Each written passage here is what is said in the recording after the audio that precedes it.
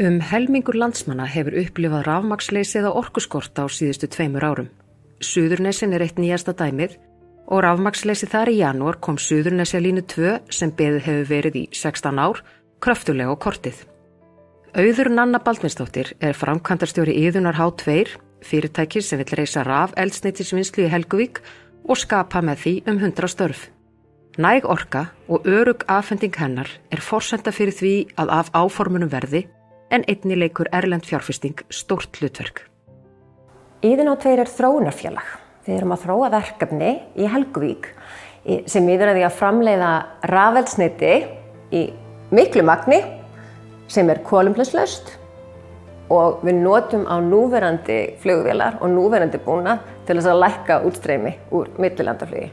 Þetta eitthvað sem raunhæft í dag og eitthvað sem á þeim skala sem loftslagið kallar eftir. Ég verð að hafa Suðurnesjalínu 2, annars get ég ekki verið þarna. Ég verð að komast í hagkvæmt, stöðugt rafmagn, annars verður erfiðara fyrir okkur að fjármagna verkefni okkar. Og til þess að gera það vel og örugglega, þá verðum við að laða að erlenda þekkingu og erlend fjármagn.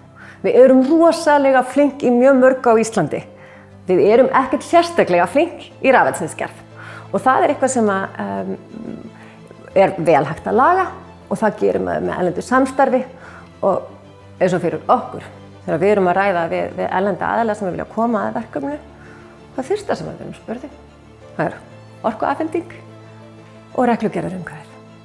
Þarna sjáum við að þessi 2 mikilvægustu þættir í því að koma verkefni eins og okkar af stað nánast alfarið í höndum ríkisins, sem kostur, galli kannski, en það þýðir allavega að stjórnvöld geta tekið ákvörðun.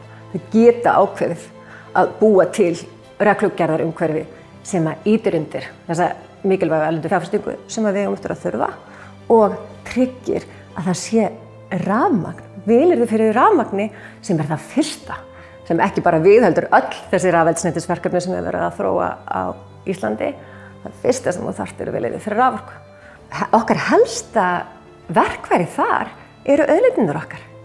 Og hvernig getum við þá nýtt þær til þess að tryggja að þetta erlenda fjármagn komi hingað, tryggja að þessi erlenda þekking komi hingað til þess að hún geti festið sess hérna og byggt upp iðnað sem þá 5. eða 6. stoðin og myndi gera hagkerfið okkar og atvinnulífið okkar fjölbreyttara og sterkara. Þetta gerist bara ef við sjáum djörf spor tekin af stjórnvöldum núna. Og þá það skýrt regluverk, skýrt hvernig erlent fjármagn kemur hingað inn, skýrt hvernig reglur í sambandi við forgangsröðun raforkusölu. Það ekki hægt að vera með svona loðnar reglur að við séum að forgangsraða í innlend. Ég skil vel að fólk vilja gera það, en við þurfum líka að tala við erlenda banka og þá þurfa reglur að samræmast viðskiptaháttum. En við vitum þar að stjórnvöld hafa svo svakalega hlutverk að gegna þar, því ef þau senda skilaboðin að hér umhverfi fyrir þotueldsneytisvinnslu, þá það eitthvað sem við getum svo notað í okkar vinnu, í okkar samtali við erlenda fjárfesta, við erlend tæknifyrirtæki sem með leyfi fyrir þessum ferlum sem við þurfum. Þetta þarf alltaf að vera rosalega skýrt. Annars, það mikil eftirspurn eftir svona tæknifyrirtækjum. Þannig að við þurfum að tryggja að þau vilja koma til okkar og það gerir maður með skýru regluverki. Þetta fer allt saman miklu betur á stað ef þú að vinna í alþjóðlegu umhverfi.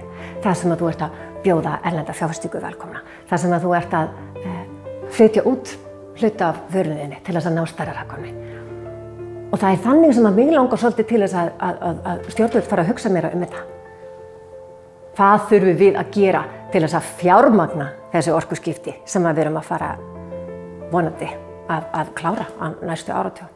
Fyrir þau sem halda að það sé sniðugt að bíða kannski 10-20 ár, sjá hvaða tækni verður ofan á og svo fara að gera einhverjar breytingar, það ekki eitthvað sem að ég tel skynnsöm nálgun á breytingunum sem við stöndum frammi fyrir núna sem samfélag.